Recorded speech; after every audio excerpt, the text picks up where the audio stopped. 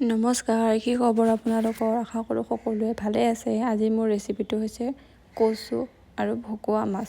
মই কচুখিনি প্ৰথমতে বইল কৰি লৈছোঁ। তাৰপিছত আদা নহৰু লৈ লৈছোঁ। সৰু সৰুকৈ পিঁয়াজ কাটি লৈছোঁ, বিলাহী কাটি লৈছোঁ। কেৰাহীটোত তেল দিছোঁ, পিঁয়াজ দিছোঁ, হালধি গুড়ি, নিমখ, জলকীয়া গুড়ি, মছলা, বিলাহী গোটেইখিনি দি অকণমান পানী দি ঢাকনি মাৰি দিছোঁ। তাৰপিছত ঢাকনি মাৰি দি এতিয়া মই কচুখিনি ঢালি দিছোঁ, অলপমান লাৰি দিছোঁ, ঢাকনি আকৌ মাৰি দিছোঁ। ঢাকনি মাৰি দি এতিয়া অলপ মজিছে, সেইকাৰণে অলপমান মই পানী দি দিছোঁ। এতিয়া মই মাছখিনি ঢালি দিছোঁ, যিহেতু মাছখিনি মোৰ বনোৱাই আছিল। মাছখিনি দি আৰু অলপ পানী দি ঢাকনি মাৰি দিছোঁ। এতিয়া মোৰ কচু আৰু ভকুৱা মাছৰ তৰকাৰীখন ৰেডি হৈ গ'ল। এয়া দেখিছানে, মই এতিয়া খাবই লৈ ল'লোঁ। কোনে কোনে ঘৰত এনেদৰে বনাই মোক কমেণ্ট কৰি ক'বচোন।